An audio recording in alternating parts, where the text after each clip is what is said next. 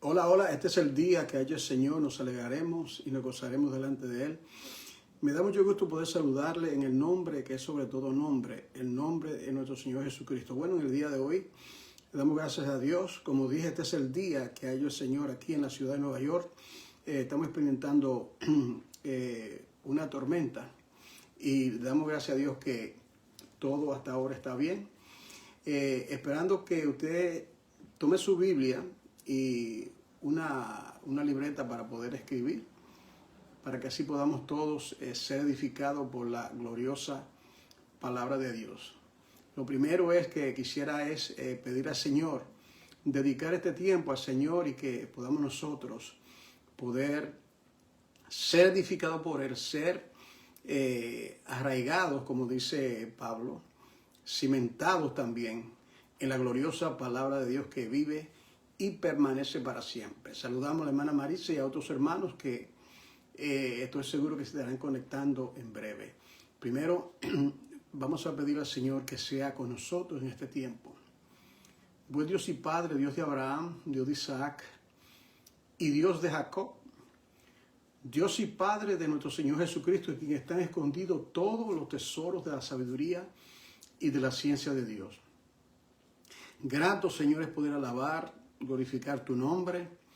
Te damos gracias, Señor, porque verdaderamente este día lo diseñaste para nosotros que vivimos en esta parte del planeta, en los Estados Unidos, un día de mucha nieve. Gracias por todo.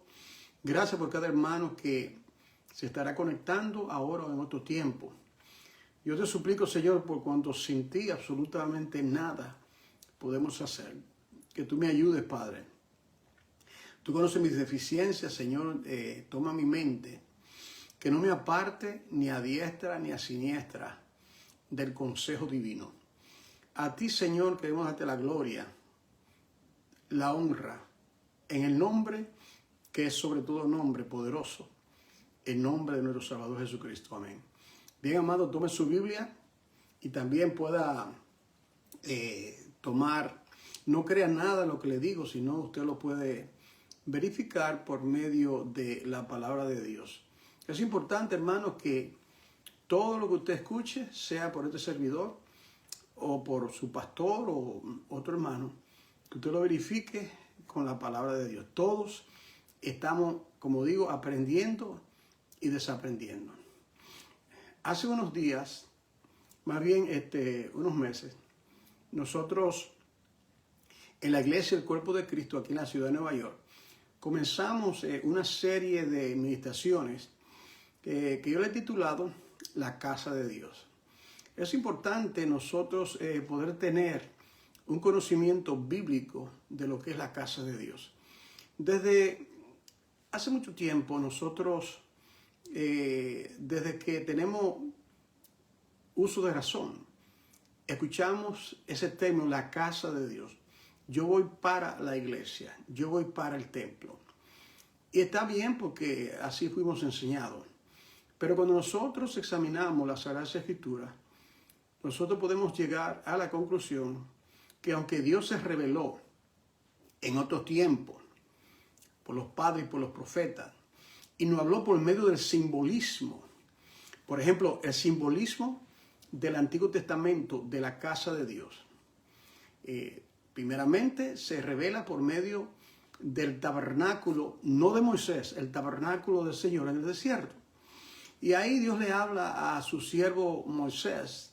Y mientras él estaba 40 días y 40 noches en el monte, Dios le dice 3 veces, mira y haz conforme al diseño que te mostré en el monte. Un diseño de toda esa columna, 60 columnas, 7 piezas, que se revela desde el lugar santísimo hasta el patio exterior. 7 piezas, el número divino, el número 7 es el número divino. Y por medio de eso son figuras espirituales revelado al hombre para que por medio de una tienda material Dios poder luego comunicarle al pueblo de Israel y a nosotros las verdades espirituales que hoy podemos entender cuando Cristo el Mesías se revela en la página del Nuevo Testamento.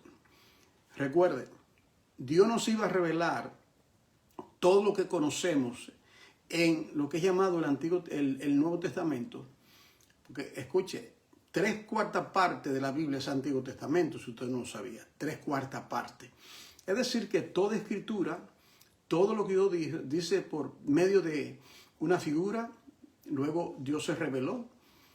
La otra casa, el templo de Salomón. Y Dios le dijo a Salomón, mira, los cielos de los cielos no me puedo contener, cuánto más esta casa. Y en un momento dado, él dice, tú me vas a edificar casa a mí. Como yo digo que eso para mí es un tono irónico. O sea, yo soy, el universo no es suficientemente grande para que yo tenga cupo. Es decir, que los cielos de los cielos no me pueden contener. ¿Cuánto más esta casa? De todas maneras, Dios le permite a Salomón construir ese templo. Luego, ese templo fue destruido. Viene el templo de Zorobabel y luego el templo de Herodes. 4 templos. Todo, absolutamente todo eso tiene que ver con algo natural, algo material. Entonces, que bendiga a la hermana Sandra también. Saludo también a tu esposo. Entonces, nosotros encontramos que la casa de Dios no tiene que ver con nada material. La casa de Dios no tiene que ver con algo palpable, algo tangible. La casa de Dios somos nosotros. Cuando nosotros entonces llegamos de aquello que es simbólico, el tabernáculo, el templo de Herodes, para nosotros la iglesia, ese edificio con una cruz. Para Dios la iglesia no es un edificio, es una cruz, porque los santos del Nuevo Testamento, yo esto lo he enseñado, estuvieron congregándose, escuche bien, 200 años no se congregaban en ningún templo. Es decir, que ellos se congregaban en cualquier lugar, se reunían en las casas y luego, naturalmente, bueno, por diferentes razones, la iglesia comenzó a congregarse en un templo. O sea, no hay nada malo en realidad. Nosotros, la iglesia del cuerpo de Cristo, aunque comenzamos en una casa, ahora nos reunimos en un lugar, en un llamado templo. Pero eso es irrelevante. El lugar, lo que Dios quiere es que nos congreguemos en su nombre, en el Espíritu, para ser edificado en la palabra. Yo conocí un pastor que se reunía en el lobby de un hotel en New Jersey. Nos hicimos amigos por un tiempo. Y yo he conocido personas en los campos, se reúnen debajo de un matorral. Es decir, que lo importante es tener conciencia, que estemos claros de lo que es el templo de Dios. Yo quisiera hablar hoy el tema sobre el tema que tiene que ver con este aspecto de gloria. La casa de Dios y su gloria. Primeramente, Dios no tenía que crear al hombre, pero Dios determinó crearlo. Lo crea en Génesis, se revela a él y en un sentido, la casa de Dios era ese huerto, en el huerto edénico donde Dios tenía comunión, tenía un diálogo básicamente diariamente con Adán y Eva. El propósito por el cual Dios ha creado al hombre, y esto es algo sumamente glorioso, es para tener comunión con nosotros. Dios no le interesa nuestro estatus social, nuestra raza. El punto es, Dios ha querido habitar con el hombre. Por eso es que uno de los títulos de Jesucristo en el libro de Isaías, si mal no recuerdo, capítulo 9, dice, y llamará su nombre, también le dice en el Nuevo Testamento, llamará su nombre Jesús porque él librará a su pueblo de su pecado.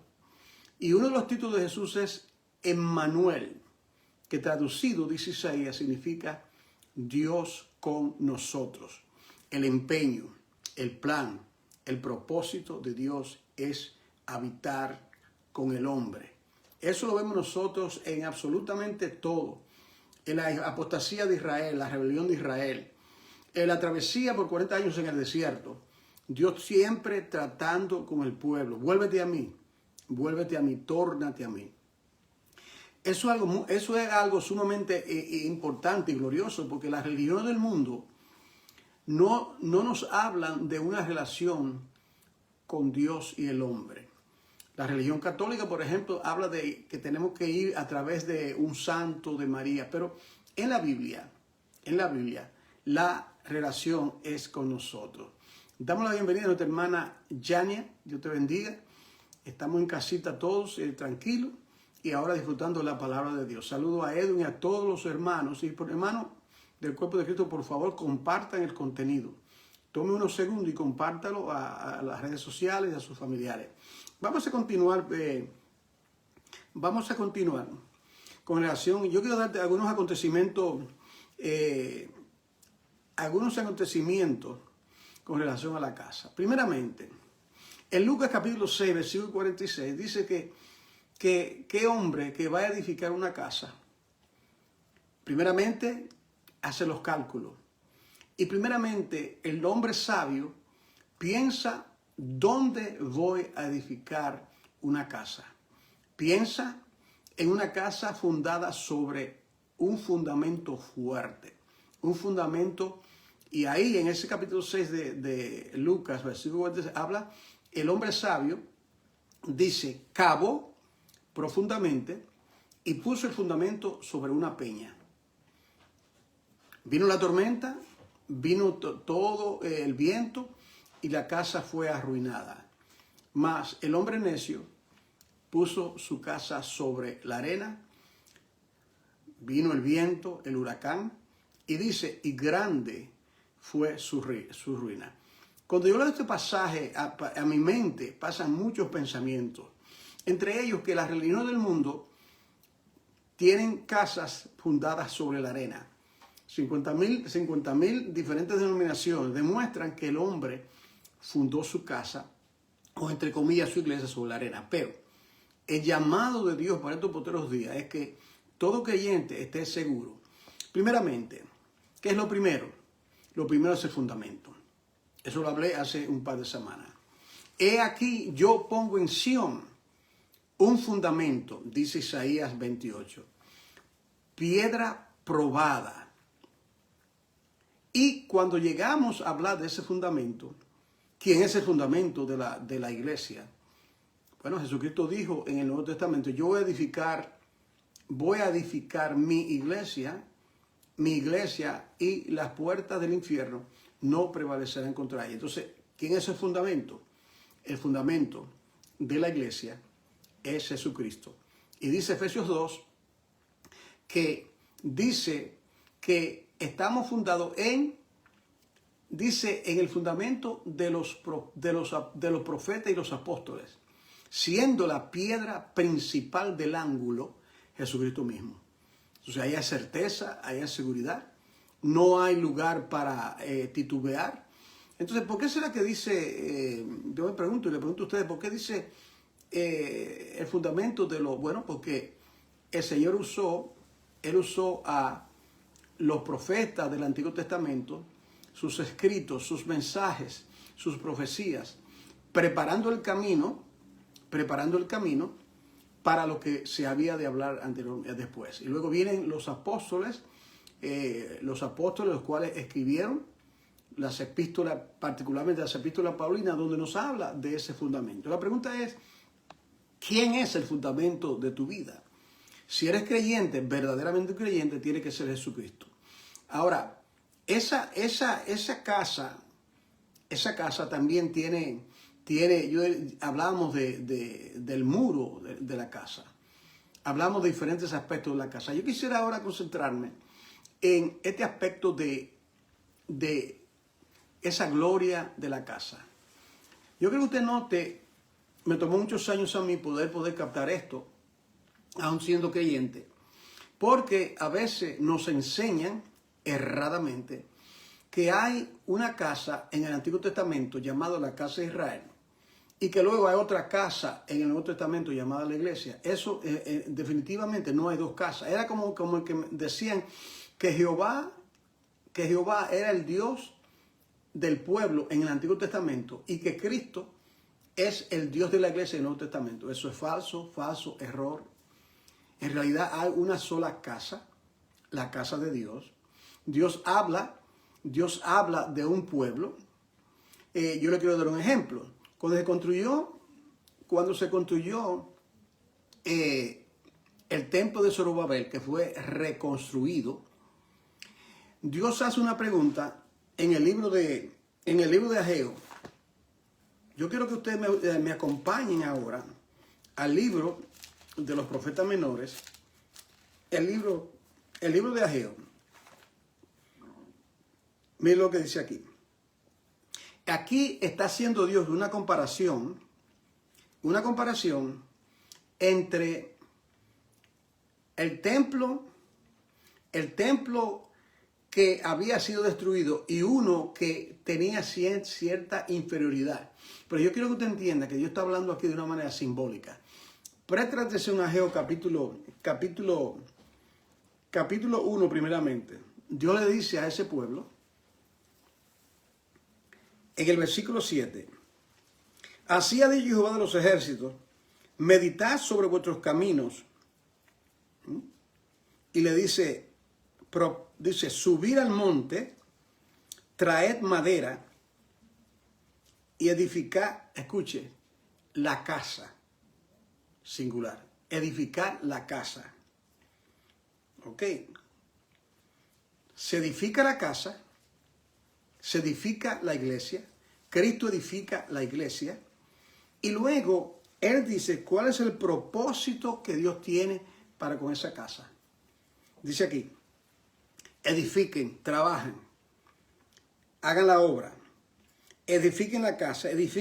Mire esto, dos cosas aquí hay, muy importantes. Número 1, pondré en ella mi voluntad. Lo primero y lo más importante es que Dios va a poner su voluntad en la iglesia. ¿Cuál es la frase más importante cuando leemos nosotros,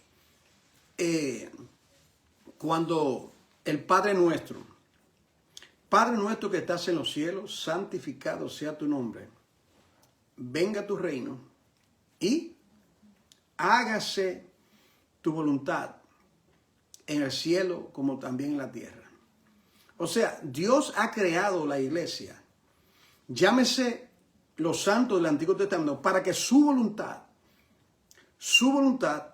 sea ejecutada.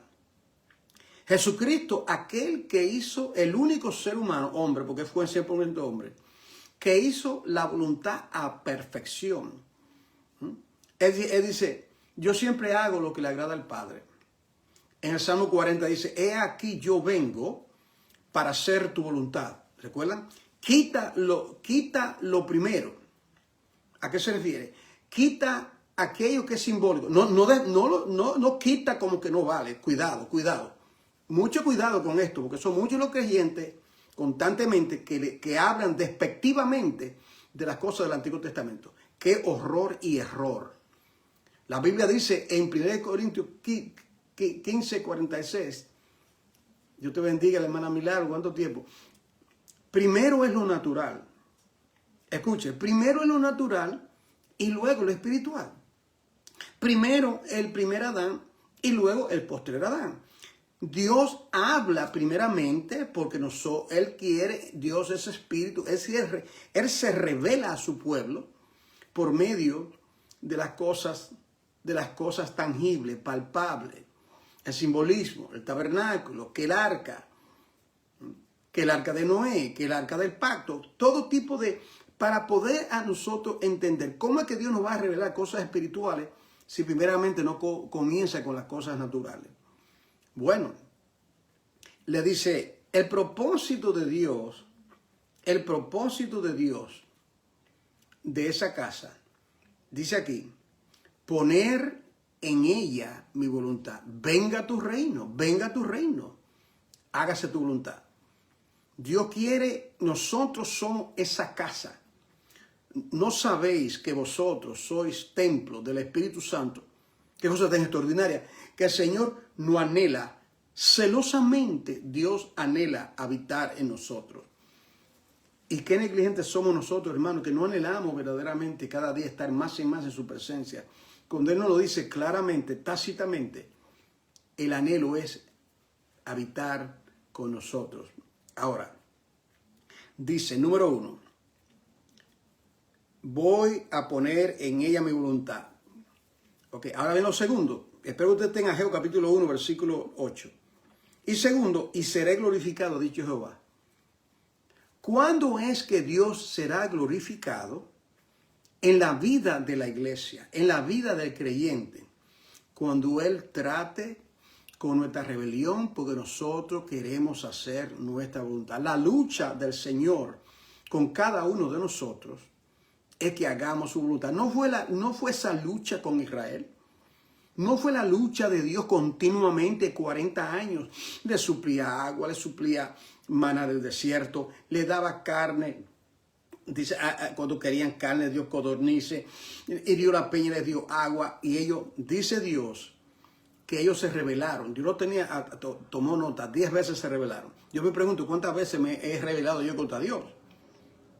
¿Cuántas veces nosotros, siendo pueblo de Dios, nos rebelamos contra Él? Mas, sin embargo, Jehová, lento para la ira y grande en misericordia. Como dice Lamentaciones, por la bondad de Jehová, hermano, no hemos sido consumidos. Es una gran verdad.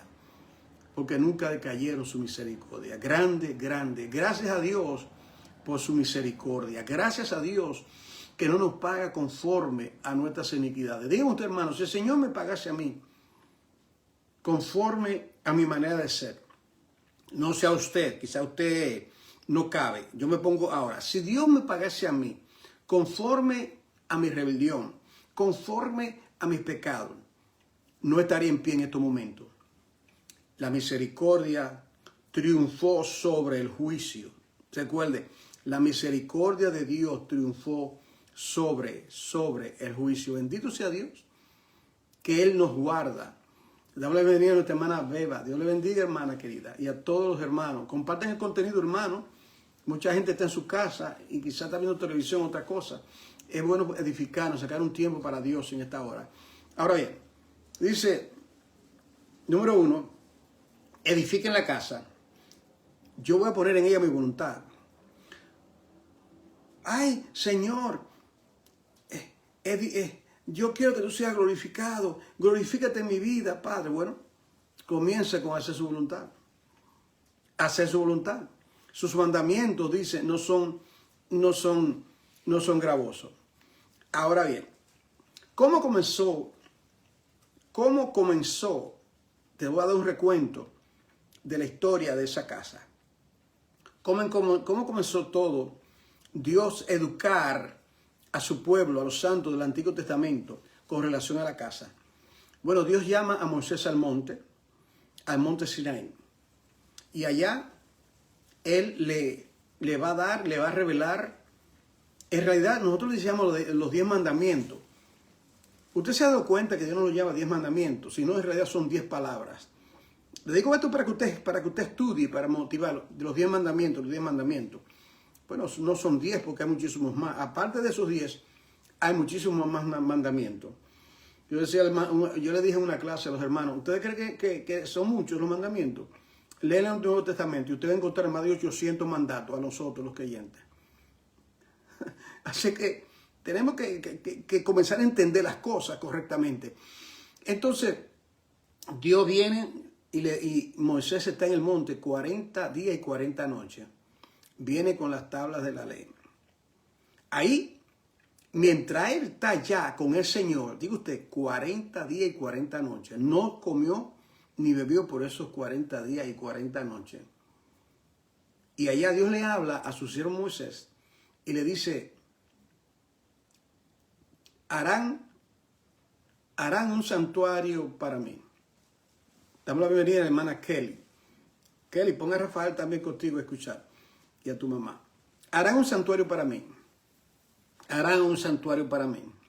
Y Dios le dice, ese santuario tendrá tal dimensiones, será 60 columnas. Le habla de la pieza. Y Moisés desciende del monte. Dios le da unos obreros para construir ese santuario. Construyen el santuario.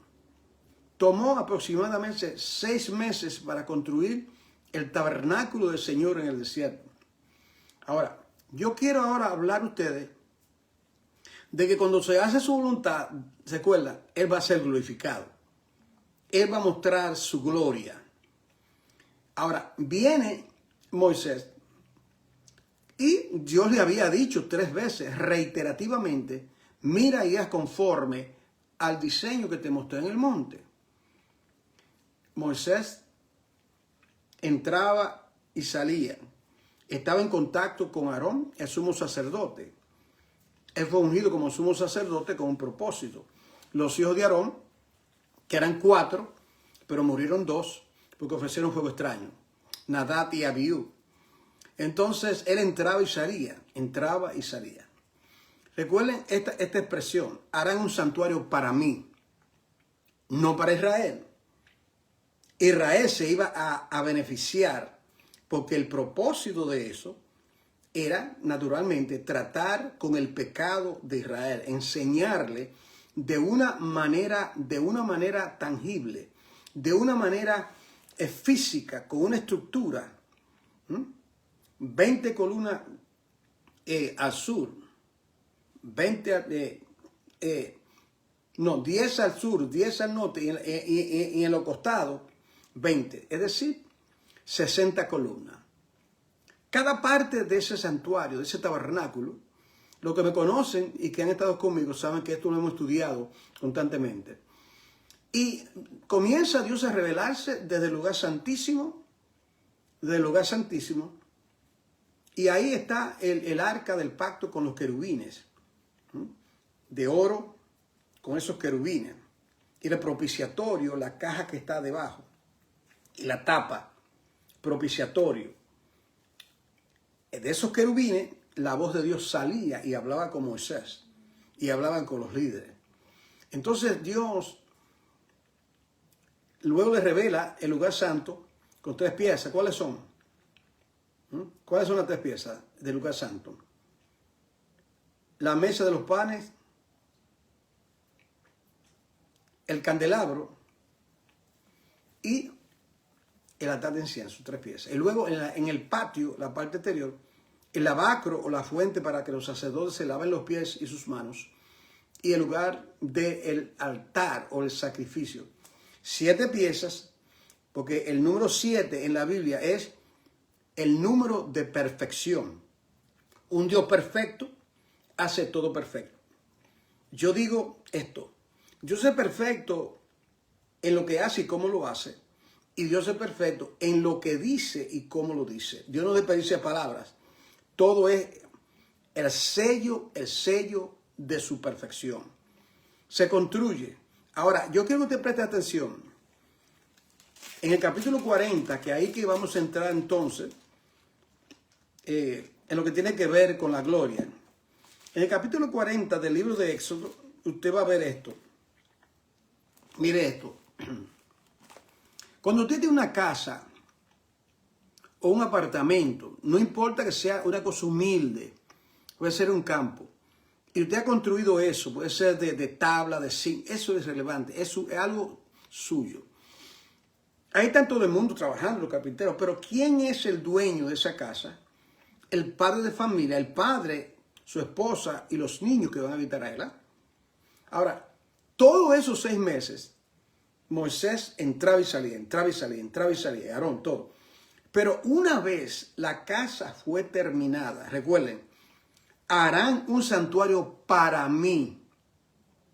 Para mí es mi santuario. Edificaré mi iglesia. Ahora, ¿qué pasa? Éxodo, tiene la Biblia, no crea nada lo que el hermano Juan le dice si usted no ve en la Biblia. Absolutamente nada. Dice, Éxodo 40:34. Entonces una nube cubrió el tabernáculo de reunión. Eso fue cuando ya lo habían terminado de construir. Y la gloria de Jehová llenó el tabernáculo. ¿Y qué pasa después es decir, que Dios se va, yo quiero que usted entienda, el rey va a tomar su lugar en su casa. ¿Me sigue? El rey Jehová. Él viene y desciende en esa nube y se va a entronar. Tú que habitas, oh dulce pastor de Israel, escucha. Tú que pastoreas como ovejas a José, que estás entre los querubines, resplandece y demuestra tu poder. Él viene a entronarse. La casa es de Él. Nosotros tenemos el privilegio de ser hoy una casa espiritual para Él. Él viene y se entrona en ese lugar. Y mira lo que pasa. Y no podía Moisés entrar en el tabernáculo de reunión, porque la nube estaba sobre él y la gloria de Jehová lo llenaba. Yo quisiera tener una hora para hablar solamente de esto, no la tengo. Es decir, el dueño de la casa vino a tomar su lugar en su casa. ¿Qué pasa cuando se termina la casa? Los carpinteros se van, recogen sus herramientas, el otro, el arquitecto, todo. Ahora viene el dueño. Usted viene ahora a su casa a morar. Trae todos sus muebles, todas sus pertenencias. Ahora el Señor viene a morar en ese tabernáculo. En ese tabernáculo. Ahora, hay una ley para entender las Escrituras. Que todo es por uno o más testigos. ¿Qué pasó cuando se construyó el templo de Salomón? ¿No va a buscar escritura? Para ahorrar tiempo. Lo mismo aconteció. Viene, el templo había sido terminado. Dice que cuando el sol le daba al templo de Salomón, como era de oro, básicamente todo, eso brillaba como una diadema. ¿Y qué acontece? Dice, y los sacerdotes no podían ministrar por causa de la gloria de Dios. Déjame decirle algo. En la iglesia hay demasiada carne. O sea, las iglesias hoy están más llenas de carne y sangre que de la misma. Ustedes juzguen la gloria de Dios. El hombre determina, el hombre decide. Los pastores dicen, mi iglesia. Oh, yo fundé esta iglesia. Ajá, tú fundaste la iglesia. Oh, yo fundé una iglesia, 2 iglesias. Yo. Ahora, la iglesia es del Señor. En esa iglesia no hay prepotencia. En esa iglesia fallamos como que somos imperfectos. Pero en esa iglesia se busca darle gloria a Dios. En esa iglesia se abre la Biblia.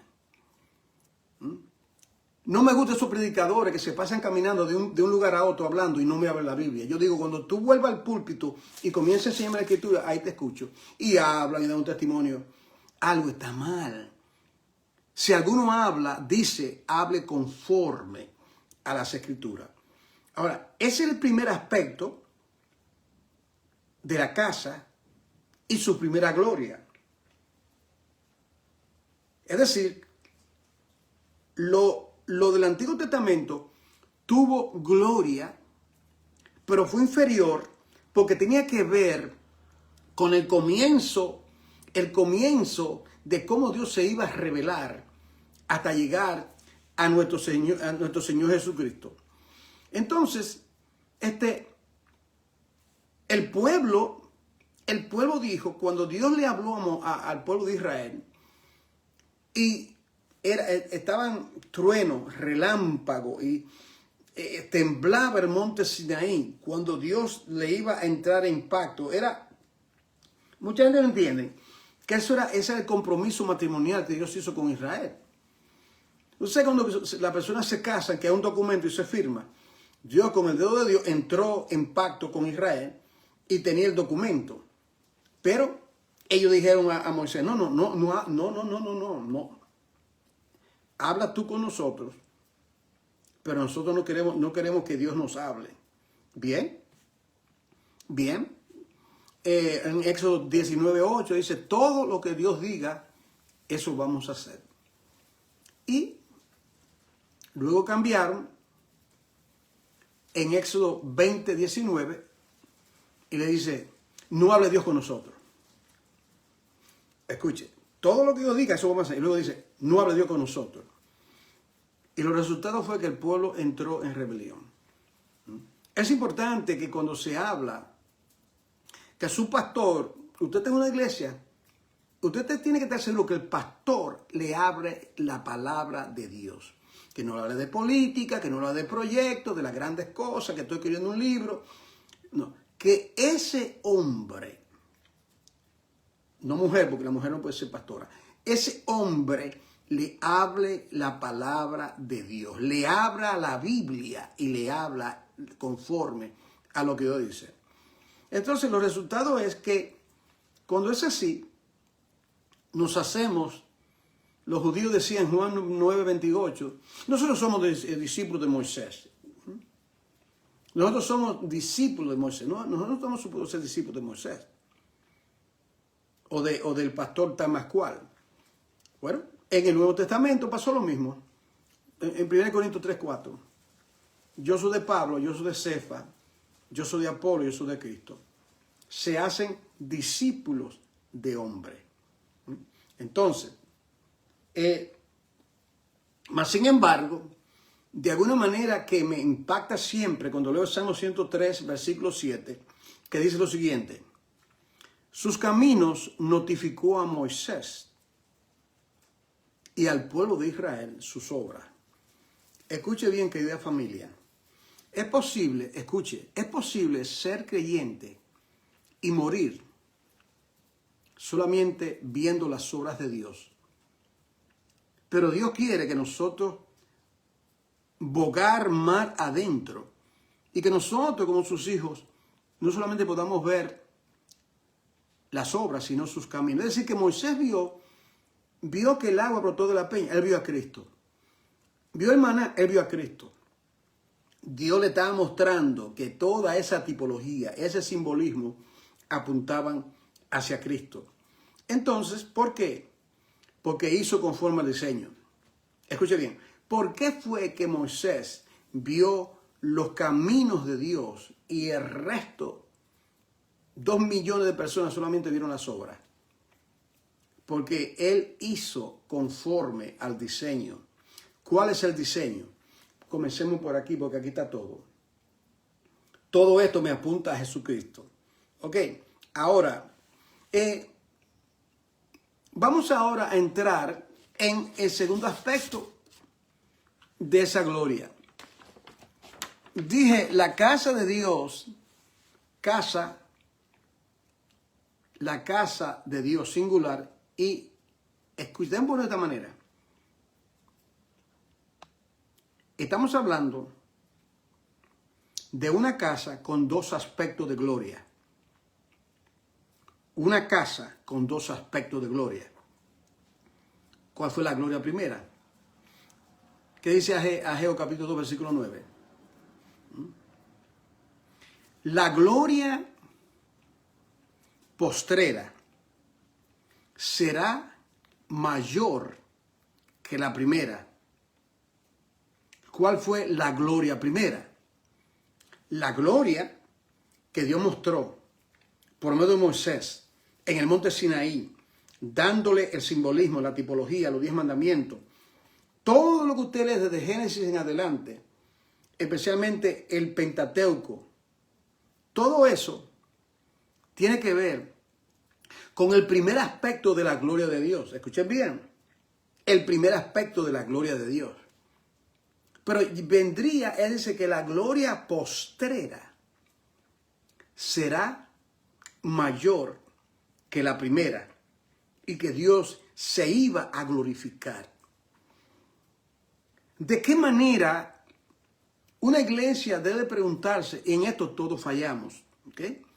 Una iglesia debe preguntarse, un creyente, ¿de qué manera yo hago lo que hago de que Dios sea glorificado?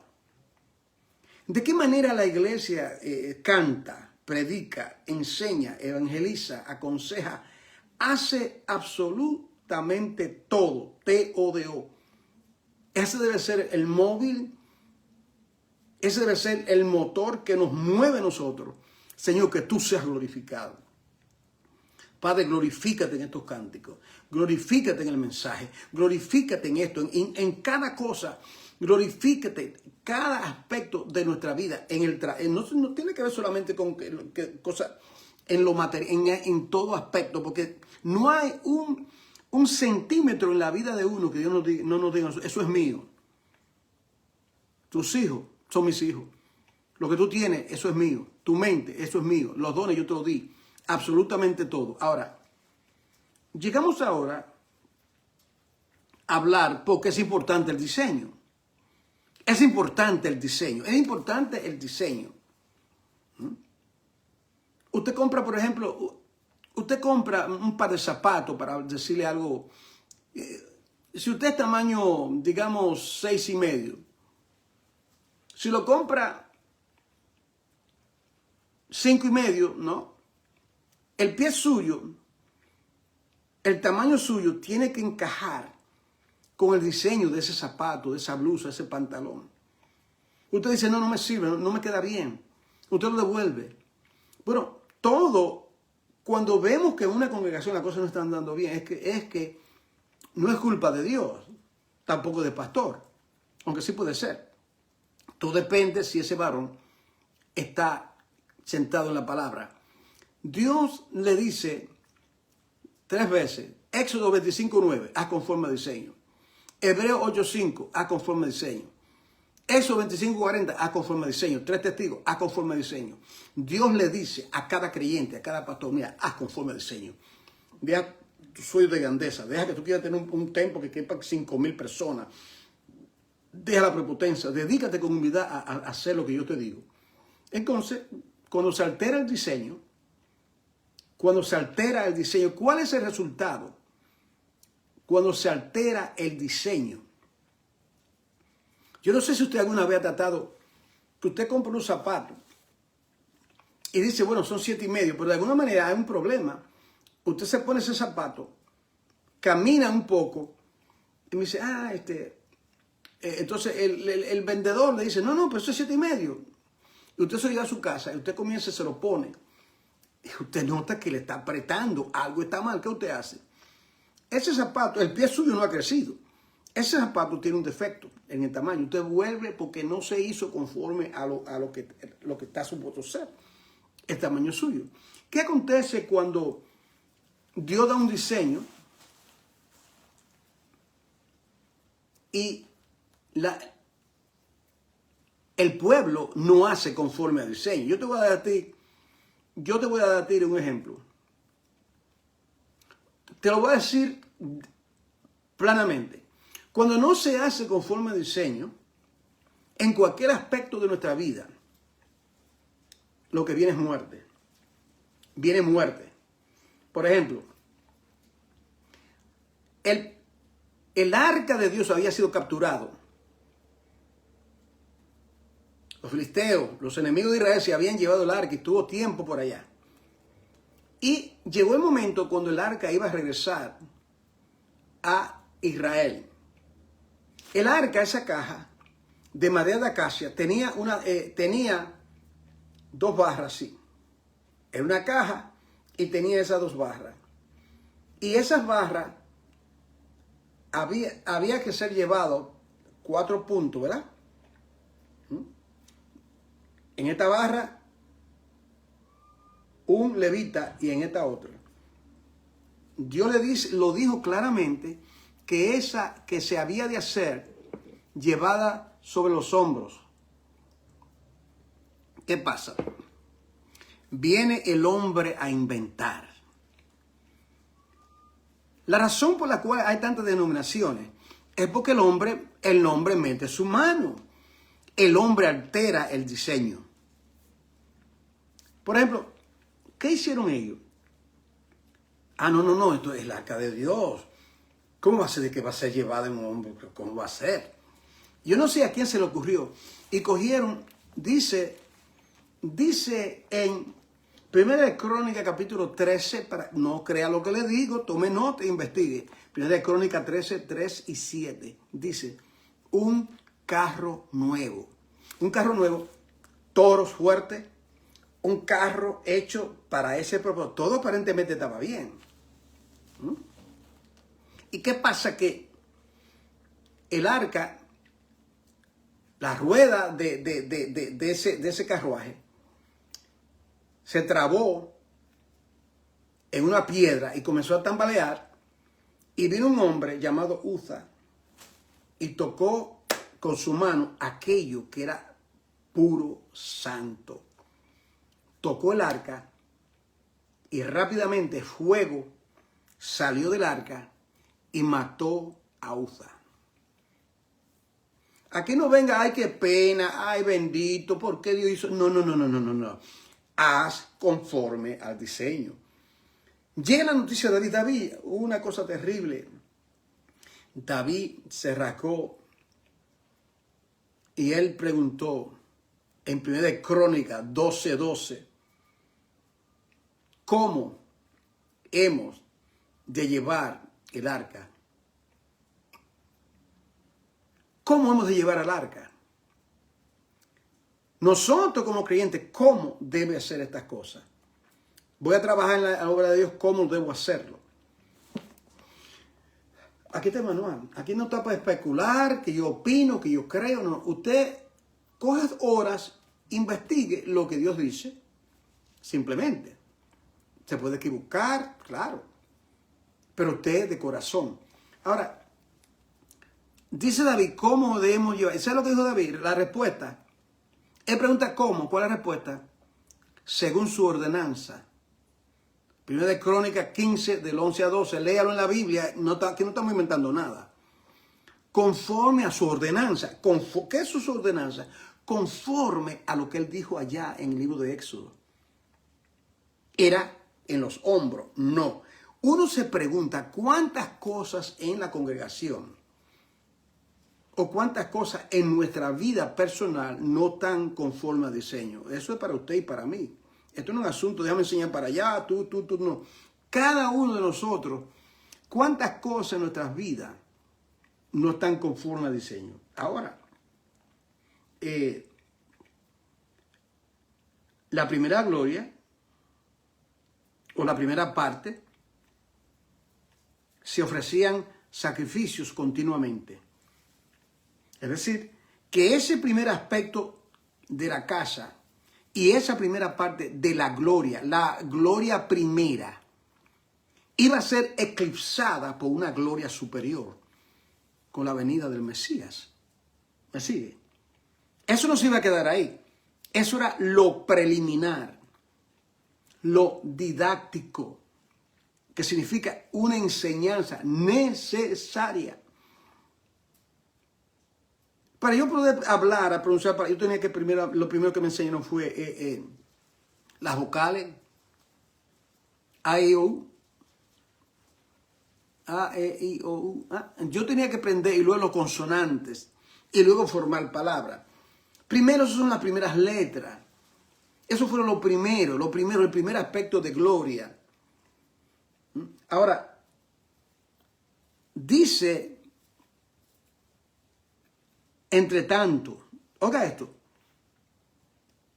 continuamente Aarón ofrecía sacrificios naturales, animales, pero miren lo que dice el versículo 7 de Hebreo, ¿entre tanto qué? Entre tanto venía el segundo aspecto de esa gloria. Hasta el tiempo, dice Hebreo 9:10, hasta el tiempo de reformar, escuche bien, reformar esas cosas. De manera que vemos nosotros que la obediencia es el fundamento de toda buena obra. La obediencia es el fundamento de toda buena obra. Murió Uza y luego todo se paró.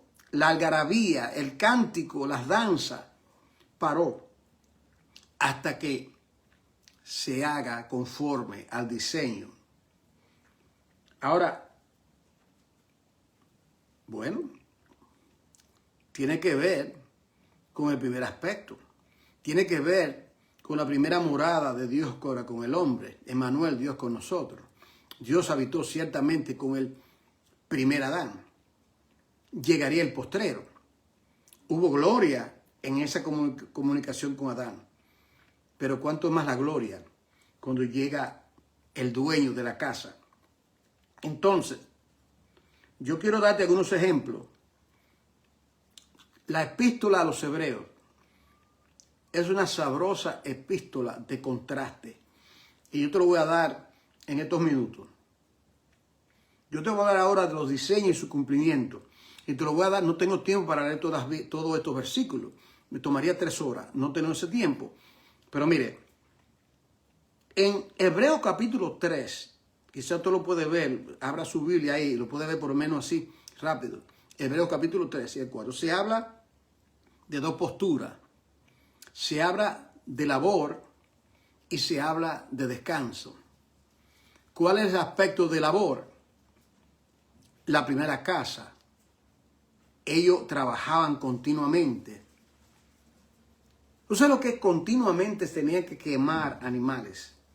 Continuamente el pueblo marchaba día y noche continuamente hacia el tabernáculo para traer sacrificio en el templo de Salomón, en el templo de Herodes, en el Nuevo Testamento. Era labor y luego viene el descanso. Capítulo 7 de Hebreo. 2 sacerdocios. Primero, el sacerdocio levítico, teniendo como cabeza ¿quién? Aarón. Y luego viene el sacerdocio de Aarón, era continuamente. Luego viene el sacerdocio, ¿cuál? Según el orden de Melquisedec. Según el orden de Melquisedec. Es interesante, de esto se habla poco, y hace un par de semanas que estuvo un poquito más de claridad sobre eso. Porque yo siempre miraba los 2 sacerdocios. Yo siempre miraba el sacerdocio de Aarón y el de Cristo y dejaba uno muy importante. El sacerdocio, para los que piensan que el sacerdocio comenzó con el Levítico. Bueno, en Génesis habla del sacerdocio de Melquisedec, que viene después de conquistar esos cinco reyes, Abraham, viene este misterioso personaje. Yo no voy a especular que fue escrito en el Antiguo Testamento, yo no voy a especular nada porque la Biblia no lo dice. El asunto es que Melquisedec, que significa rey de justicia, Melquisedec, que era este personaje que tiene una dualidad de función. ¿Quién era él? Dice que era rey y sacerdote simultáneamente.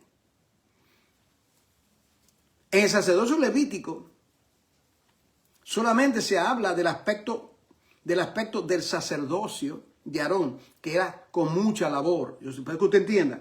El sacerdocio de Melquisedec, que antecede al de Levítico, ya tenía los componentes necesarios para ser comparado. Se ha de comparar al sacerdocio de Melquisedec con el de Cristo más que el sacerdocio de Melquisedec con el de Aarón. Porque Melquisedec no trajo animales, dice que trajo pan y vino. ¿De qué le habla del pan y vino? Claro, de la carne y de la sangre de Jesucristo. Hay gran revelación, estudie eso. Entonces, ¿qué pasa? Cuando yo era muchacho, yo leía esto, yo no lo entendía, según el orden de Melquisedec, que está en el Salmo, mire, se habla de Melquisedec en Génesis 19, en el libro de Hebreos también, en el libro de Hebreos, capítulo 7, y en el Salmo 110 también, 3 lugares. ¿Cuál es el orden?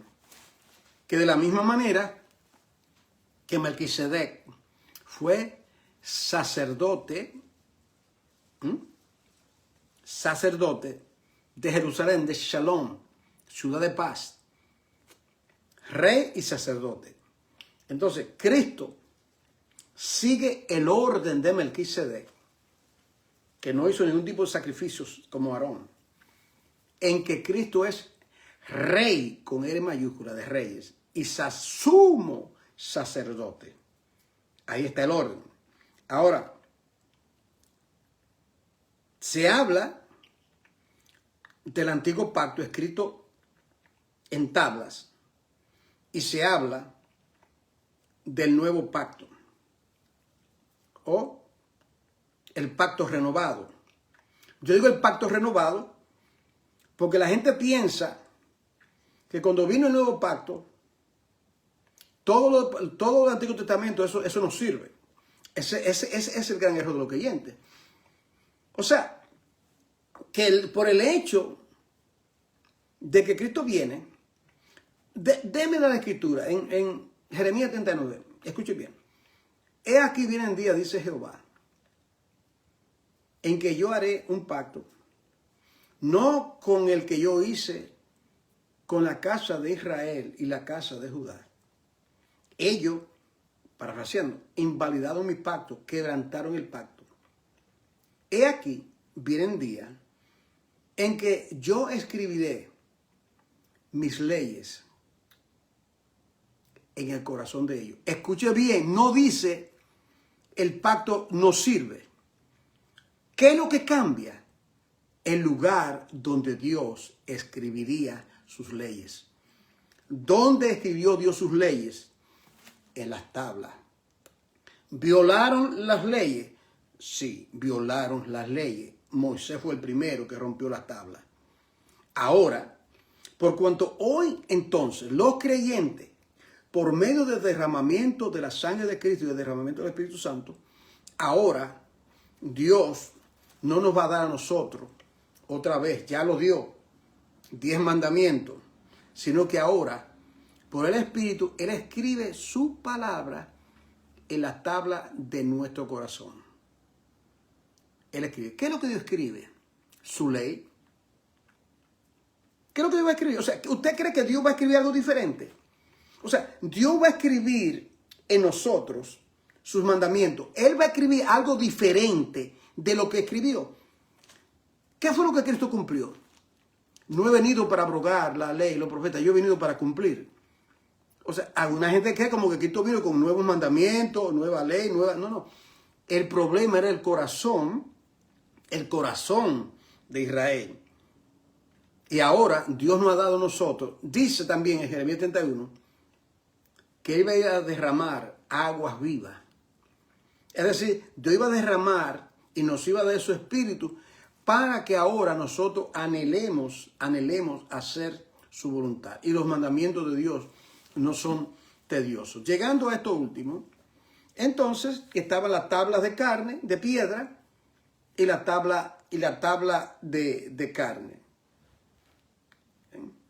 Ya esos dos pueblos, entre comillas, es uno solo. Y dice, escribiré y no voy a poner mi mandamiento. Le dice Dios, toma 2 palos. Escribe para la casa de Judá y para la casa de Israel. Tómalo y serán un solo palo en mi mano. Usted nota que Dios siempre habla de uno. 99 ovejas, se va una, ahí vuelve ella.